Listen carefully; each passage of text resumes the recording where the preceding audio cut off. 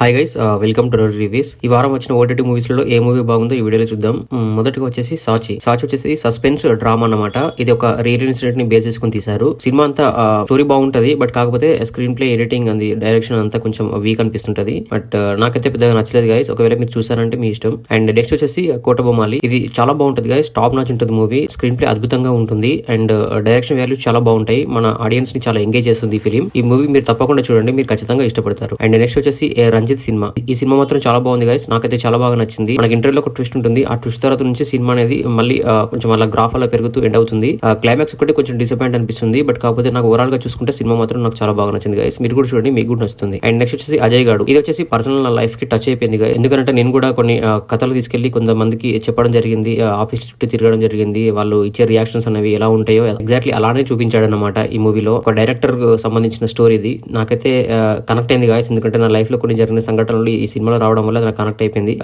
నాకైతే నచ్చింది గాయస్. ఒకవేళ మీరు చూసారంటే ట్రై చేయండి. బట్ కాకపోతే మీకు నచ్చకపోవచ్చు, ఎందుకంటే మీ లైఫ్ కు చాలా దగ్గరగా ఉండదు కాబట్టి మీకు అంత నచ్చకపోవచ్చు. బట్ నాకైతే చాలా బాగా నచ్చింది గైస్. అండ్ నెక్స్ట్ వచ్చేసి సర్కార్ నౌకరీ. ఇది వచ్చేసి కొంచెం సోషల్ ఓరియంటెడ్ మెసేజ్. ఇది అందరూ ఫ్యామిలీతో కలిసి చూడొద్దు. ఇండివిజువల్ గా ట్రై చేశారంటే మాత్రం ట్రై చేయొచ్చు. బట్ కొంచెం స్లోగా ఉంటుంది.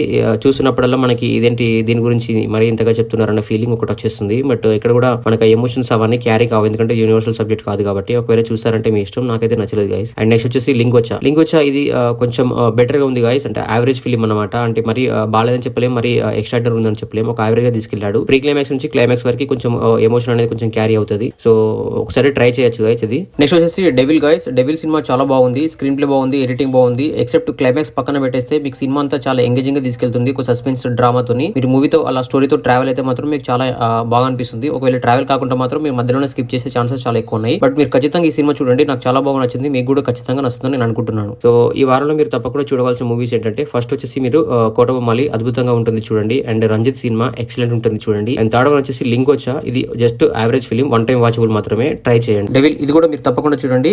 మీకు తెలియని ఒక సాటిస్ఫాక్షన్ అనేది మీకు కలుగుతుంది, ఎక్సెప్ట్ క్లైమాక్స్ పక్కన పెట్టేస్తే. సో ఇది గైస్ మన రివ్యూ. ఒకసారి మన ఛానల్లో కంటెంట్ గమనించండి. నచ్చితే మన ఛానల్ సబ్స్క్రైబ్ చేసుకోండి. And thank you so much for watching my channel. Thank you. By.